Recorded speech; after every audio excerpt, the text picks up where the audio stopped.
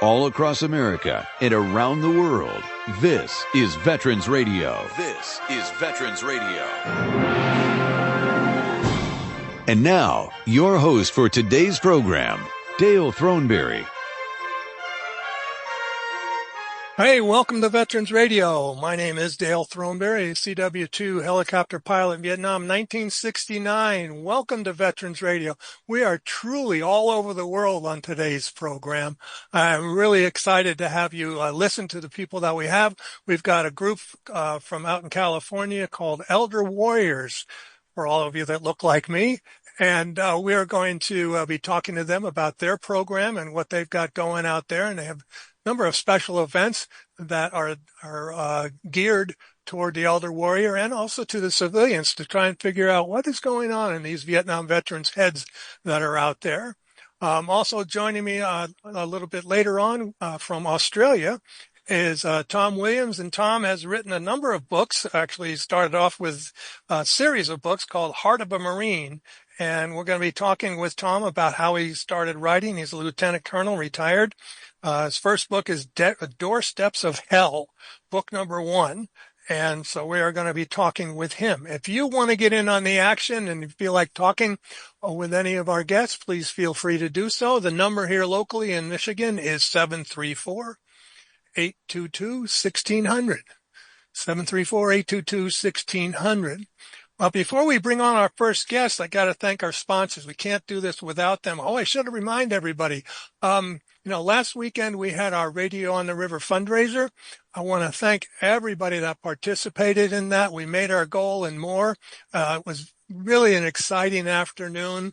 And I want to thank all of you out there across the country again that support Veterans Radio and with your donations. And it was really fun. It was a great time had by all. And Doug Bradley from We Got to Get Out of This Place, that's his book, was our guest speaker. And it turned out that it went really well. People really enjoyed, played a lot of music. And we can, and you guys can do that if you want to. All right. So we got to thank our sponsors. And we would not be here without them, of course. Number 1 is Legal Help for Veterans. Legal Help for Veterans specializes in veterans' disability claims. Give Legal Help for Veterans a call at 800-693-4800 or go to their website, legalhelpforveterans.com. The National Veterans Business Development Council, better known as NVBDC, is the nation's leading third-party authority for certification of veteran-owned businesses. For more information, go to their website, nvbdc.org, or give them a call at 888-237-8433. Remember, if you are a veteran-owned business out there and you want to do business with the federal government and many corporations, you need to get certified because certification means that you are actually a real live veteran-owned business. There are a lot of people out there that say they are veteran-owned, but they're not. So make sure if you are, you want to make sure you get certified. And these are the guys that can do it for you. NVBDC.org. The Charles S. Kettles VA Medical Center here in Ann Arbor, Michigan. For more information, go to va.gov/Ann Arbor Healthcare. The Vietnam Veterans of America National. Never again will one generation of veterans abandon another. For more information, go to their website, vva.org. Locally, the Irwin Press Corps and American Legion Post 46 and the Charles S. Kettles Vietnam Veterans of America Chapter 310, both of Ann Arbor, Michigan. If you'd like to support Veterans Radio, please go to our website, veteransradio.org, and click on the donate button. Thank you in advance. Now let's get into the program. All right. So joining me on the line from an organization, as I mentioned before, called Elder Warriors. Out in California, we've got Father Michael Cicinato. He is the president of the organization. I knew I'd do that. Peter Sternberg, who is one of the directors, and Michael Brewer, who is a Marine Corps squad leader in Vietnam. He is also one of their directors. So I wanted to welcome all you gentlemen to our program. And Thank you. So let me start off with Michael. You're the one that made the initial contact. So tell me a little bit about Elder Warriors. Well, it's hard to share a lifeline. Recording in progress. Oh, I had an audio interruption there. Hard to share a 77-year long lifeline of involvement with veterans activity, but I'll do it. Being a little Irish, I'll do it as fast as I can. In 1969, when I got out of the Marine Corps, I had a pretty rotten experience in Chicago. And upon returning to the University of Arizona, I checked in the Student Health Center. That was 1970. Uh, and about three or four of us got the diagnosis of Vietnam syndrome. They gave us Valium. They didn't know what else to do. Didn't make for real exciting Friday night dates. And five of us started our own group at the Student Health Center and ended up being guinea pigs for the training of psychiatric interns, a guy named Dennis Erickson. That was 1971. That year, I was on a program called GI Update in Tucson, an ABC affiliate, and the station manager wanted to talk about Vietnam, and we didn't get very far. They didn't grasp the fact that we were just trying to tell stories. We weren't anti anything. We weren't anti-war. We just wanted to share our experiences. We were opposite national football. They didn't get very far. Lasted about 6 weeks. Um, Fast forward, I used my GI Bill to go to nursing school. Was hoping to work with veterans at that time in the 70s, but myself and the medical community having no difference of opinion with them, just personal feeling like we were ships passing in the night. I worked at night shift at St. Mary's Hospital in Tucson. A lot of suicide prevention work, a lot of great in-service training, gestalt therapy, and all that. Well, the docs, when a vet would come into the ER having flashbacks, they'd tag him as schizophrenic and give him Mellaril. Well, that was the final straw for me. I realized that was not going to be my vocation if that's the kind of hierarchy and authority I had to deal with. I went on in time to join some retreat circuits in Arizona, one called Vets for Vets. I was their token non-vet. It was formed by a former Marine captain, Jim Driscoll, to deal with Iraq and Afghanistan veterans. And I was literally the only Vietnam veteran there. I think it was designed on purpose. Great retreats, great experience. Um, Moved on to a retreat program called the Merit Center Retreat Program in Payson. A lot of Native American involvement, Hopi Indians and all. And then comes a move to California. And I attended an Edward Tick retreat in Joshua Tree. Williams probably knows. I don't know if the listeners know the Joshua Tree is right at the front door of 29 Bombs Marine Corps base. So it was a great place to hold the retreat. And that's where I met Peter and Mike. And they they actually authored the first script, I think, of this retreat program right there during the Joshua Tree retreat. And I attended their first one. And having been through a whole panoply of treatment modalities, and believe me, I've done it all, EMDR, biofeedback, all that. I'm both PTSD, TBI. I was in a coma in Vietnam. Um, I thought that I'd expired every treatment program known to man until I met these guys.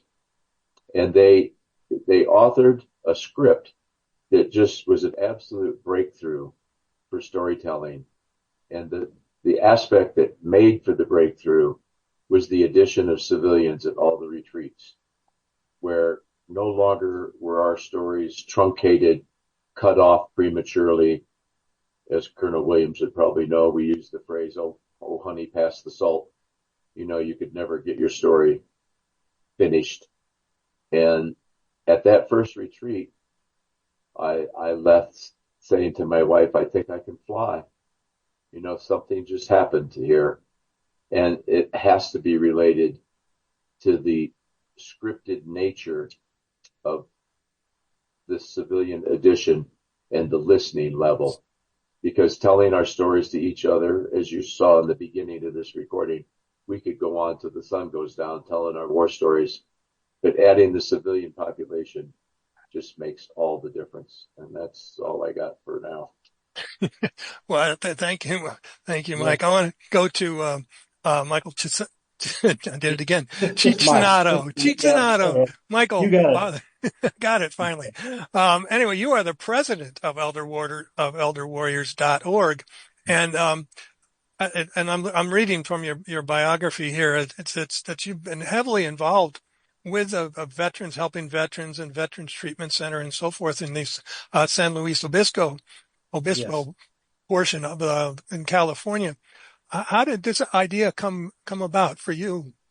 Well, when I retired at the age of 71, I asked my community, my parish, I'd been there for 28 years, which is unusual. I was vested. But anyway, I asked them to pray that I would be guided by God to what ministry I should have in my retirement that I could do. And I figured in retirement, I could do ministry at my pace.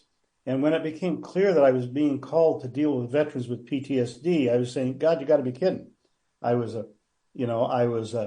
anti-war person, okay, not anti-veteran, but anti-war. I actually worked with some of our vets before. But at any rate, I had a lot of learning, and thank God my bishop gave me a year to work on this, in which I made 2 different trips to Vietnam with Ed Tick and in his healing program. And then I also got to go to New Zealand to visit the Maori people because they have very specific healing process.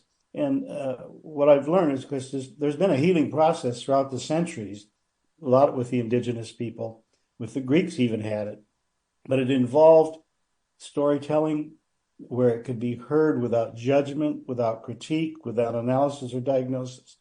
There's a place for those things, but in this, there wasn't. You just listened with respect for the storyteller and the story, and then ritual.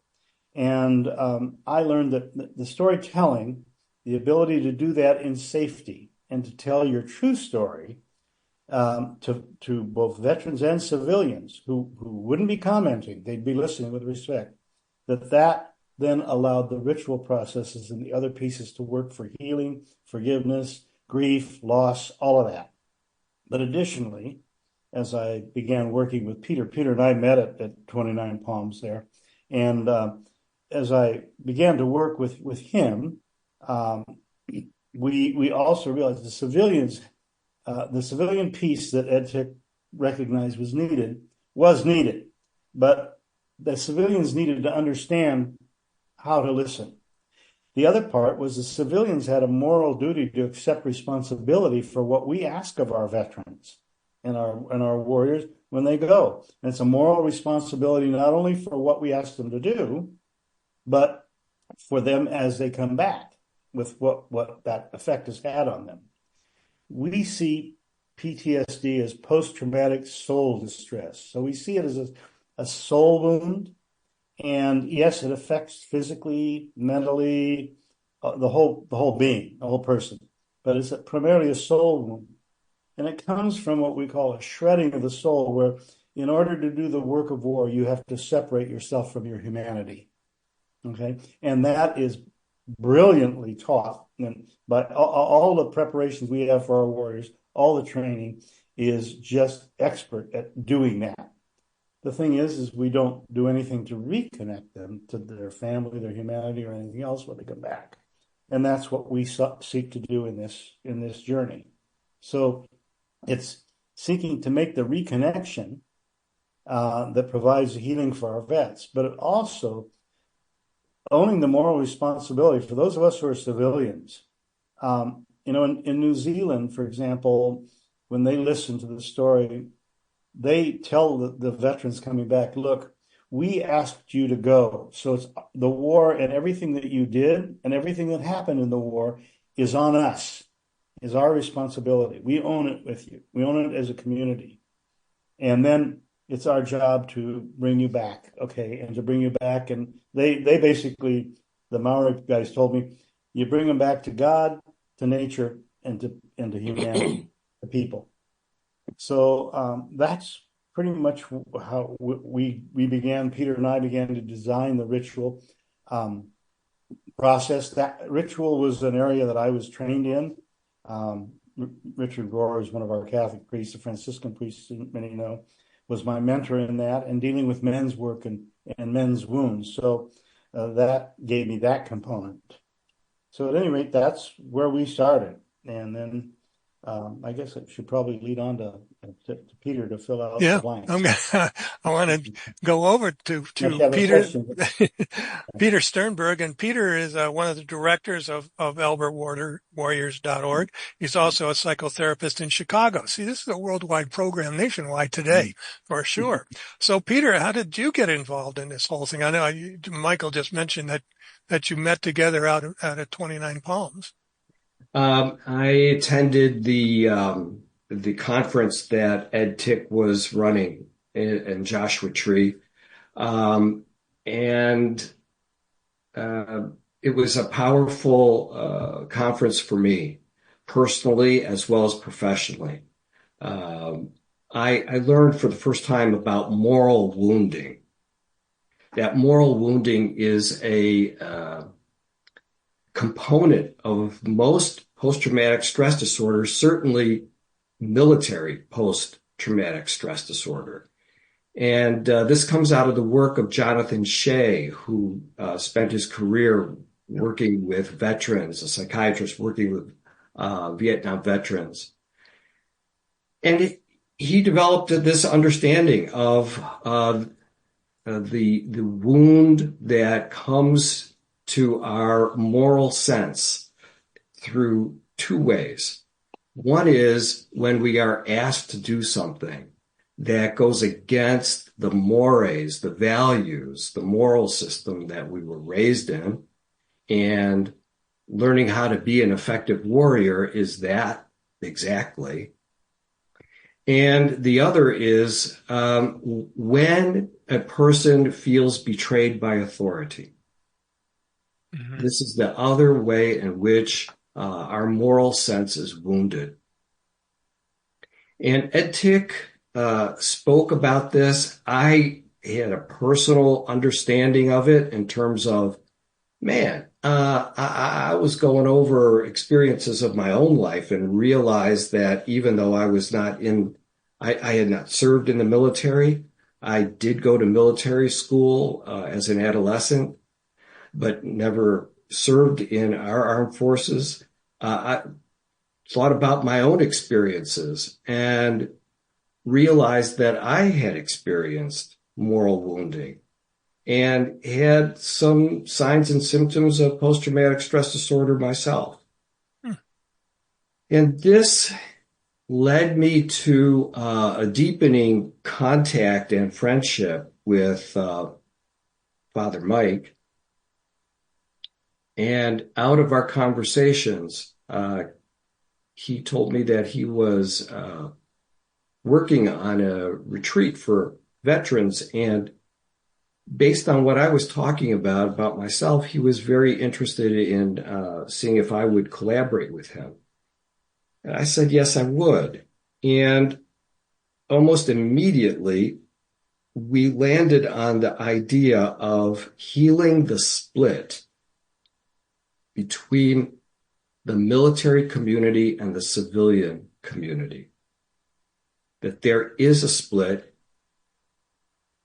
that is promulgated by the civilians. We ask people to be our warriors, and then we don't want to know about their experience. We don't want to know what they did.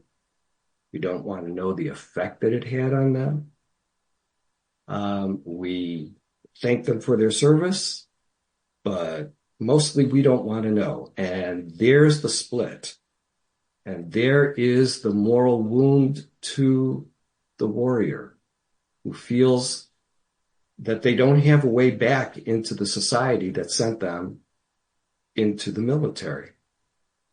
And so we knew from the beginning that whatever we put together as a healing journey had to include civilians being present and listening to veterans without analysis, without diagnosis, without critique, just acceptance, receiving the veteran stories. And that when the civilians do that from a place of heart and compassion, and responsibility taking, magic seems to happen. Yeah, I was thinking as you mentioned Jonathan Shea, and I'm just tooting my horn or our horn here on Veterans Radios. We interviewed him quite a while ago because he had written a couple of books, Odysseus and Achilles in Vietnam, and which I guess it sounds like you folks have read and probably utilized. He was in I think it was a Boston VA. Yes, exactly. We studied his work, Achilles in Vietnam and Odysseus in America, and it's a brilliant understanding of the story of the Iliad as telling the story of moral wounding. Mm-hmm. Well, so I understand that you have an event coming up here, or not right away, but in 2025. So, Michael, I'm going to ask you, where and when?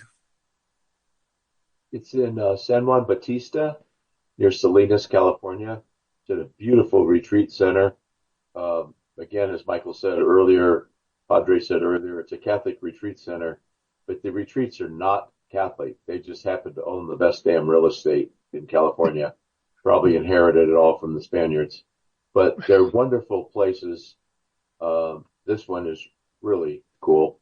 March 23rd to March 27th, 4 days, private room, 3 meals a day.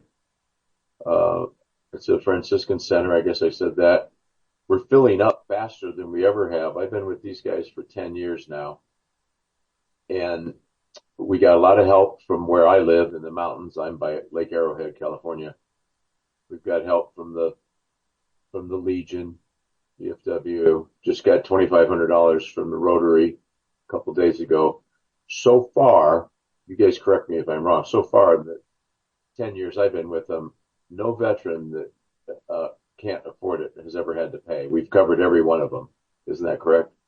If someone truly cannot pay the fee, that they can attend, they could still attend. Yeah, and you've never turned anyone down. We never turn anyone down. And one of the critical, I wouldn't call it a sales job, just out recruiting, is that none of our staff, none of our board are paid, compensated. Some of you who have been in this, I can tell Dale has and Tom Williams has, PTSD has turned into a cottage industry. Yeah. And we're not in that lane. Not a single soul is paid a thing here. 7/8 of that money goes to room and board, printing costs. We have to have flyers and stuff, and some collateral material. I think we just ordered caps for the first time in 10 years. Well, I just think it sounds like what you guys are doing is terrific. For those who can't see the video of it, we just saw the hat. I want to thank all three of you for being on Veterans Radio. The organization is elderwarriors.org. You can find out more about their retreat that's coming up in March of 2020. How can it be 2025 already? If there is a fee, what is the fee if you can afford to pay it? It's $800 is what it costs us. We charge what it costs us. So Okay. It's $800. We would gladly accept more because that. And this is open to vets. 4 days. 4.5 days, actually. It's 4.5 days. You hear that we provide scholarship money for people who cannot afford, and we run on people's giving, on philanthropy that comes our way. Sure. So if anybody feels so inclined, please do. Elderwarriors.org. This is open to all veterans and civilians? Yes. That's awesome. That's awesome. Congratulations to you for what you're doing. I'm anxious to talk to you again as we get closer to March to find out what's going on and with the whole thing, and maybe we can carry this discussion on, because it's valuable information that we all need to have. Not just the veterans of the community, but as you mentioned, the civilians. This is what we've been trying to do. One of our mission statements is, not just to tell the story of America's, warriors and so forth, but to invite the civilian world in to see what these men and women have gone through. So on behalf of all of us here at Veterans Radio, I want to thank all three of you for stopping by today from all over California and Chicago. And we look forward to seeing you again and talking again. Be happy to come back. Thank you. Yeah. All right. Thank you all very much. All right. So that's elderwarriors.org. Make sure that you check them out. I think this sounds like a great program. It's probably something that is spreading out across the country, I am sure. We need to take a break. Right now, when we come back, we're going to be talking with Lieutenant Colonel Tom Williams, retired U.S. Marine. We had Marines on today. And we'll be talking about his series of books called Heart of a Marine. So you're listening to Veterans Radio. We will be right back after this. The Medal of Honor is the highest award for valor in combat given a member of the Armed Forces of the United States. There have been over 3,400 recipients of the nation's highest award. This is one of them. PFC Raymond Clausen, a helicopter mechanic, volunteered to participate in a rescue mission. Details after this. If you have a VA claim denied by the Board of Veterans' Appeals, contact Legal Help for Veterans at 1-800-693-4800. They're experts in handling cases before the U.S. Court of Appeals for Veterans Claims. Their number again, 1-800-693-4800. The Marine platoon had been trapped in a minefield outside of Da Nang. One Marine was already dead and 11 wounded. It was Clausen's helicopter that had inserted the Marines, and the crew felt responsible for getting them out. He leaned out the side door to determine where mines had already exploded to help the choppers land. Then he jumped out and moved toward one of the wounded. As enemy fire bracketed him, he picked up the man, carried him to the helicopter, and returned for a second Marine. Clausen made 6 trips into the minefield, saving 18 Marines. Only when he was sure that all were safely aboard did he signal the pilot to lift off and leave the combat zone. President Nixon presented him the Medal of Honor on June 15, 1971, shaking his hand and saying, "Well done, Marine." The Medal of Honor series is a production of Veterans Radio. Military veterans touch everyone's life. I'm guessing right now you're thinking of a veteran, a close friend, relative. Maybe it's you. Even the toughest among us sometimes need help, but don't know where to turn for support. You don't need special training to help a veteran in your life. If you know a veteran in crisis, don't wait. Reach out. Call the Veterans Crisis Line at 988, then press 1. 988, press 1. A message from the U.S. Department of Veterans Affairs.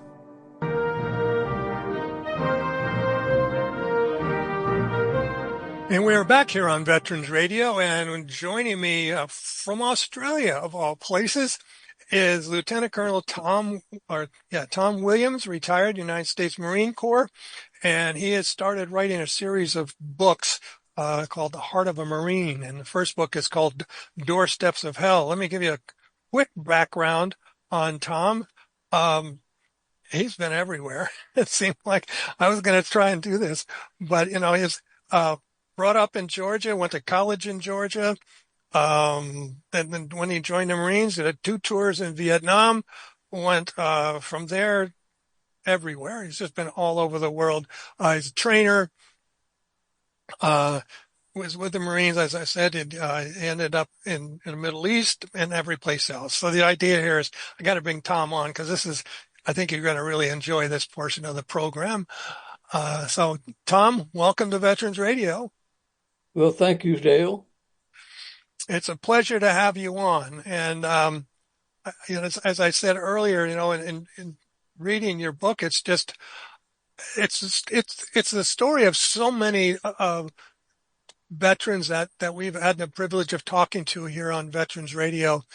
Is, you weren't the greatest student in the world initially, but you had linguistic skills, and that were developed when your father took you all over the world. Well, I think just the other day I had an encounter with somebody, and they were about to have a child, he and his wife. And I said, the best gift you can give that child is to put him in a play group of youngsters that speak a different language other than English, because learning another language leads to additional languages. I learned Arabic and French as a youngster between the ages of 6 and 9, and that opened the door. I wouldn't say it opened the door. It caused the Marine Corps to say, your language skill is such that you're too smart to go to Ranger school, so we're going to send you to language school. Well, I was heartbroken in a way because I wanted that Ranger quota. All my close friends were Army Ranger or Airborne Rangers from North Georgia College. But over time, I realized that was a gift that just kept on giving. In Vietnam, I learned I was able to interrogate prisoners. I was able to influence Vietnamese and win friends. Well, I know that just the idea of being able to speak another language is amazing to me, and I don't have the skills of doing that, but I admire you. So let's go back. So tell me why you decided at this point in your life to start writing stories about Marines. Well, I'll be 80 in December, and I said to myself, what are you going to leave behind? And there's a void out there, a void in that there are not enough of us who have been in the military that pass on the lessons we have learned, not just about combat. Combat, yes, is very important. Once the politicians have failed to achieve by political means what they want to achieve, we are then thrown into the breach. And we do what they are not able to do. So I said I would start a series based on my career, and because I'm a diarist, I have over 100 diaries in my library right over there that I've written. I can recall any day of the year since 1968. So that's a resource that enables me to write the book that I've written. This first book. The second book is about my second tour, aerial observer, and as an aerial observer embedded with the Vietnamese. And I have finished that book, but we're polishing it. The third book will be about my experiences as the NATO amphibious operations officer in Naples, Italy. A lot of that book will be about antiquity, and in the third book will be about Desert Storm.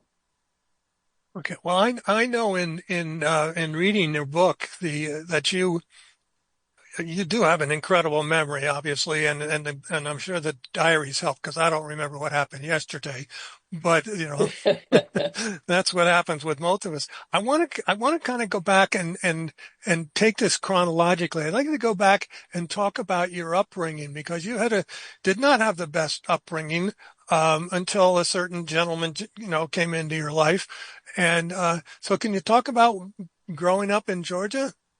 Well, I didn't grow up in Georgia so much as okay, let me go all the way back. I was abandoned as an infant. My mother handed me from pillar to post to family members all over the Savannah, South Georgia area. My mother met and married Carl Felton Williams, at the time a major in the U.S. Air Force, one of the founding fathers of the U.S. Air Force JAG in 1947. I then found myself on a ship, a military transport ship going to Morocco. All of a sudden, all my playmates are Arabs and French kids. Well, if you don't speak, you don't play. My dad rented a French citrus orchard outside of Rabat. We lived there for 3 years. We went to souks. My dad, being a history buff, took me to my first Roman ruin, Volubilis, in Morocco. That gave me a passion which continues for Roman history, or antiquity, if you will. Mm-hmm. Then came back to the States, and he was the staff judge advocate at Travis Air Force Base. then the staff judge advocate at Shaw Air Force Base in South Carolina. And the next thing you know, I'm in Japan as a high school student, and I'm learning a little bit of Japanese. After that, Dad decided to retire, and that's when we went back to the farm.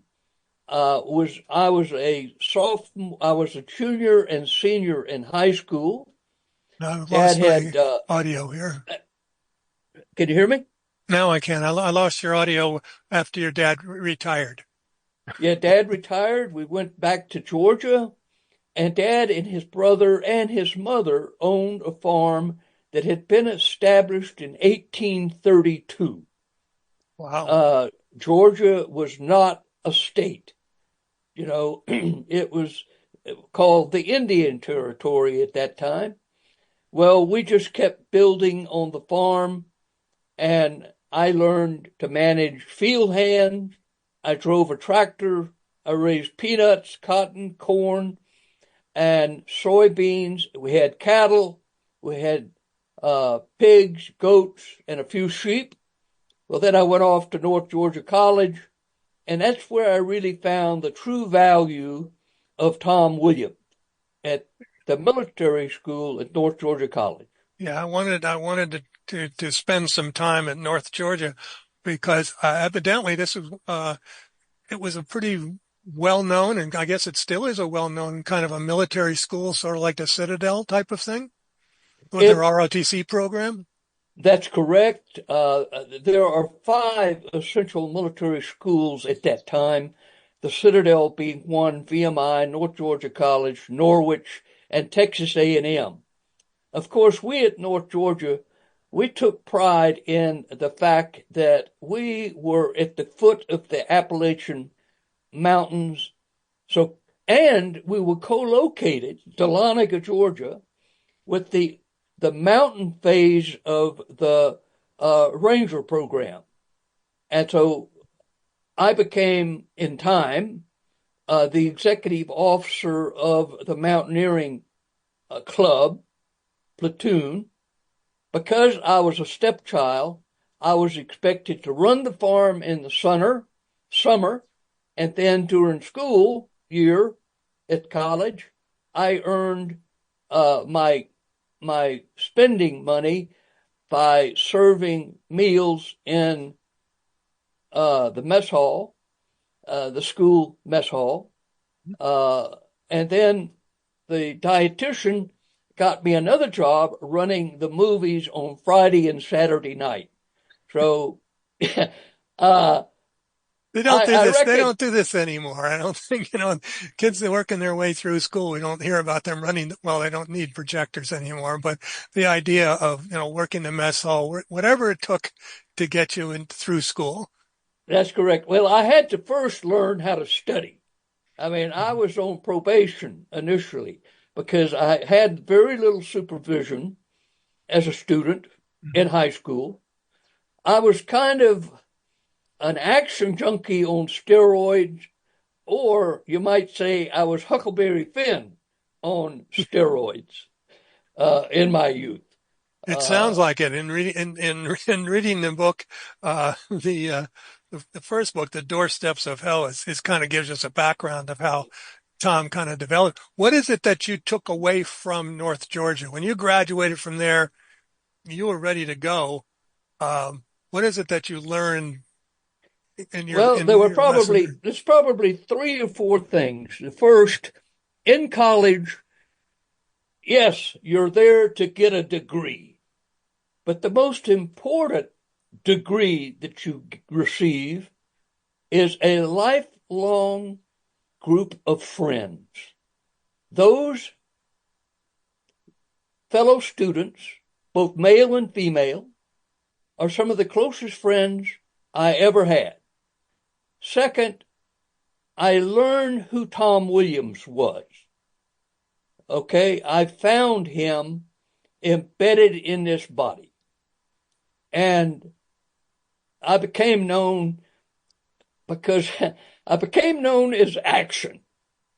I was constantly on the move, either academically, doing patrols, climbing, or writing. And I reckon the last thing, I fell in love with the military mindset. I went back last year and I was offered the opportunity to address the cadet leadership. And the first question I asked the cadet leadership was, how many of you are hunters? There were no hands raised. I said, you understand that you're here in preparation for a career in the military. You're joining a hunting club.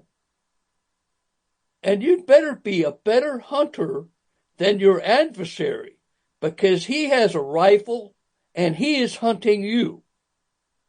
And I emphasized something else too, that your mission as a company grade officer, second lieutenant, first lieutenant, and captain will always be to close with and capture the enemy. But don't ever forget, once you have captured your enemy, it is as much your obligation to protect him as it was your original intent to kill him. Unfortunately, that was not emphasized enough, I think, during my time in the service. That's how we ended up with somebody like Callie. And I think you know the story of Callie. Yes, I do. All right. So from North Georgia College, you decided to go into the Marines for some unknown reason. Why did you decide to go the Marine route instead of the Air Force? Well, I had a little conflict with the military department at North Georgia College. There were some damn good instructors, but I found that amongst the cadet corps, there were a handful of cadets that stood out. And those cadets were all Marine contract students. So I decided I want to be one of them. I don't want to be in this large, huge thing called the Army. Nothing against the Army. I learned an awful lot at North Georgia College about tactics, techniques, and procedures. I have a great admiration for the airborne, the Rangers, the Special Forces. But think about it. They're all specialists in the Army. I wanted to be a Marine because of what I saw the Marines cadets at North Georgia displayed as the best, if you will. Well, the Marines are Marines. They're always Marines. Well, if you're going to be a Marine, I always say, be a badass Marine. I agree. I agree. So you decided to join the Marine, and you went through all of the different schools for the Marines, the OCS and what's that other one, the new school? Where did that go? I wrote it down somewhere here.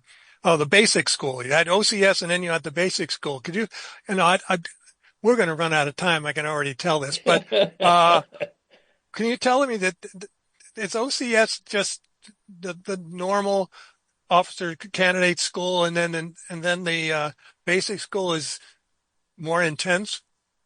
The first thing you need to know about Marine Corps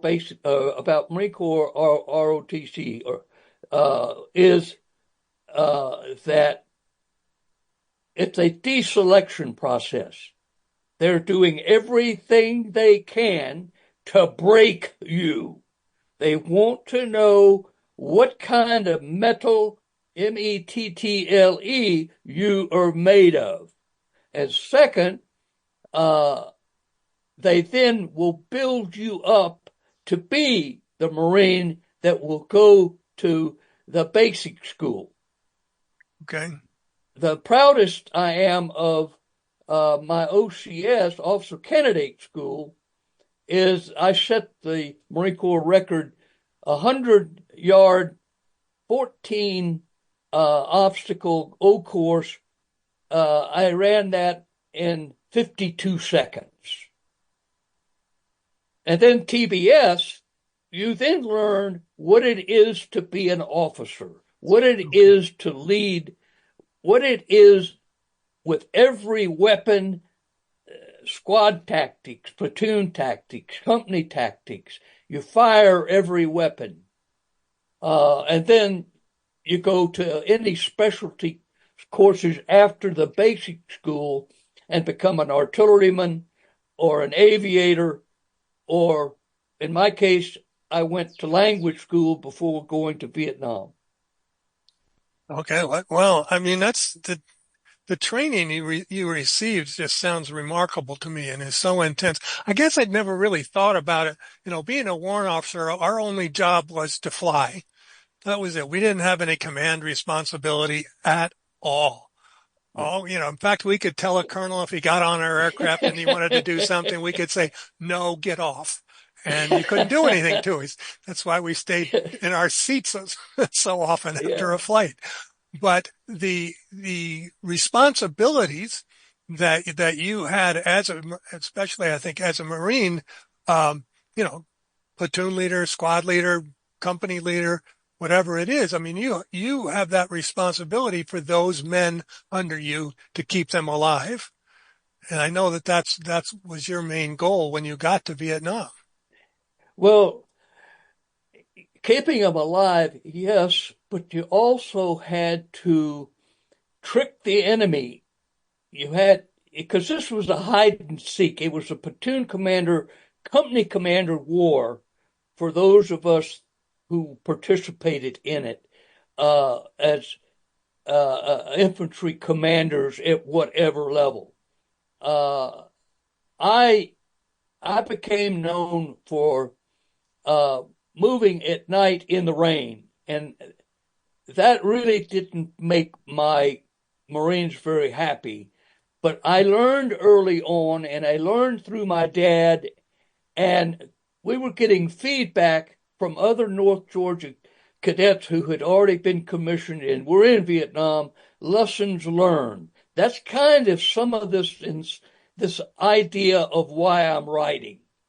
Mm-hmm. So we in North Georgia took very seriously, we're going to war. There ain't no if, it's when. And what do you want to know? Well, you better be good at it. Map and compass, patrolling, ambushing. So, yeah, and I know that you did all that. And I was thinking of one of the stories in the book that I read was about, and this is a little out of context, but you were talking about an M79 blooper. Yes. Does that trigger a memory for you trying to get across a rice paddy? My company commander ordered me around a huge rice paddy, and I was supposed to tie in on the river, and then he was supposed to take a platoon, and we were going to squeeze the enemy on the river and trap him. I warned my company commander before I left him to make the trek around the paddy, huge paddy. I'm talking 1,000 meters. Don't leave without a platoon. Your headquarters group's not big enough. Well, he didn't. He thought he could. This was his third tour. And he got himself pinned down in a bomb crater. I had to do a 90-degree turn to come relieve him. Across the paddy, the enemy were coming out. He was driving them off. He was defending himself, but he's in a bomb crater. He's driving the enemy back, but they're keeping him pinned down. And they started coming out into the rice paddy in my direction, not knowing that I was there. Well, hello, surprise, surprise. My first kill was one of my bloopers, M79 men, raised his weapon, Kentucky windage at max range, 305 meters. He hit him in the chest, and he disappeared. And we continued the attack, killing enemy as they came out in our direction.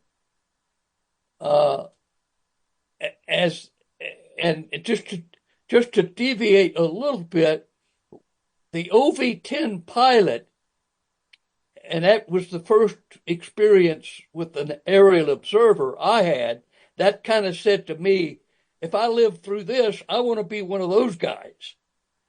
Because his eyes in the sky, like you will know, is able to see the big picture and not just what's in front of you. And I later worked for him, that pilot. Really? All right. Well, Yeah. we're running, as I said, we're running up against the end. So, we've got about 2 minutes left before we have to get out of here. And so can you tell me, one lesson that you would like to leave our audience with today? We're going to have you back on, I promise. But today, let's say one lesson. The one lesson that I would tell you is that on the battlefield, there is a secret weapon. And that secret weapon is the individual Marine or soldier. You take care of your soldier, you take care of your Marine, they will take care of business, and they will take care of you. I remember reading that in the book. You're talking about what your responsibilities as a commander are, is to and also to get to know your men. Yes, sir. And I often regret that I didn't get to know every Marine personally.